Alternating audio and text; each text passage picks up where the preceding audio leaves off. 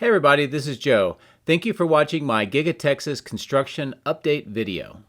Today started off at the site with dense fog all over the area and about 1/10 of a mile visibility. Because of that, I had to wait about 3 hours before I could get the drone in the air, and then by the time I was done, it was a beautiful sunny day. So it's like 2 days in one.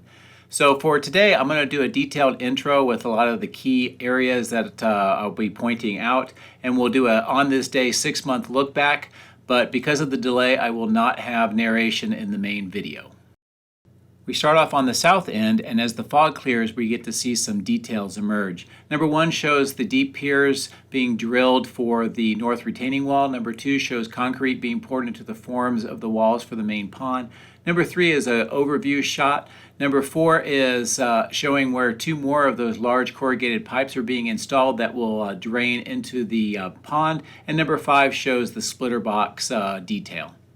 Moving to the central area, the thing that strikes me the most is how much the steel structure has progressed to the south. We also see in number 1 more of the walls on the east side of the General Assembly structure.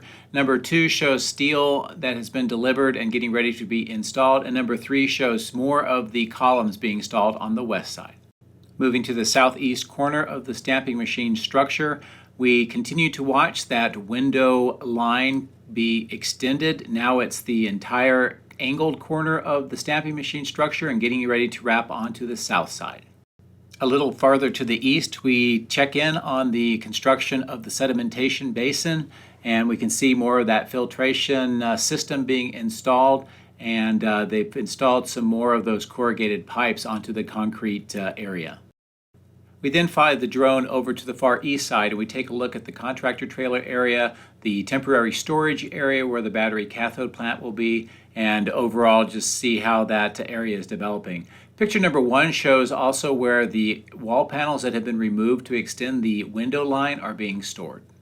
Coming back to the main factory building, we take a look at the casting machine structure. We see that the majority of the work on the roof, installing the weatherproof lining, is nearly completed now, and the basic structure itself is taking on a more completed look as well.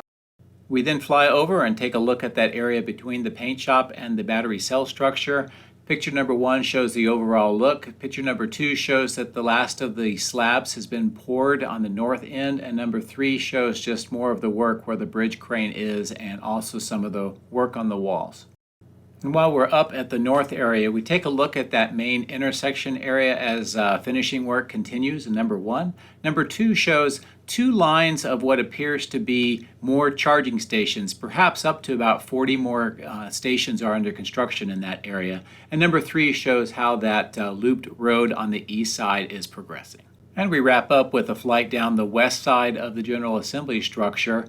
Number 1 shows the installation of the top level of big glass completed. Number 2 shows that triangular section on the first floor that needs to have glass installed. And number 3 shows more semi-trucks unloading equipment into the General Assembly structure.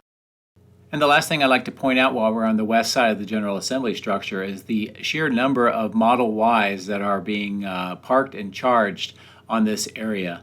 I don't know what to make of it. It could just be employee cars, it could be employee-provided cars, or who knows, maybe it could be something about what's going on inside Giga-Texas. What do you think? So there you have it, a tale of 2 days, a very dense, foggy start, and then 3 hours later, able to fly in nice sunny weather and get to see a lot of good details around the site. Again, because of the delay, there will be no narration in the main video, so hopefully this introduction will be helpful for you. For today, we're looking back 6 months ago to see how Giga-Texas appeared at that time. This is from the 7th of May. I recommend you look at my video then if you want to see what everything was going on at that time. But here we're starting at the north, looking at the battery cell structure. You can see quite a bit of it was still needing to be finished. The skeletal appearance of the west side of the General Assembly structure, and it itself was about 1/3 of the length that it is now. This is on the east side looking at the stamping machine structure. You can see how much of the General Assembly building needed to be constructed at that time. The central area where we're flying up now was mostly just working on the body in white and the general assembly structure, and they were putting in these water vaults in the north part right at the end of the paint shop structure. This is the casting machine area. You can see none of the northeast structure was built at all at that time. And again, this is a look at how the battery cell structure appeared at this time. Still had a lot of work to do to finish that off.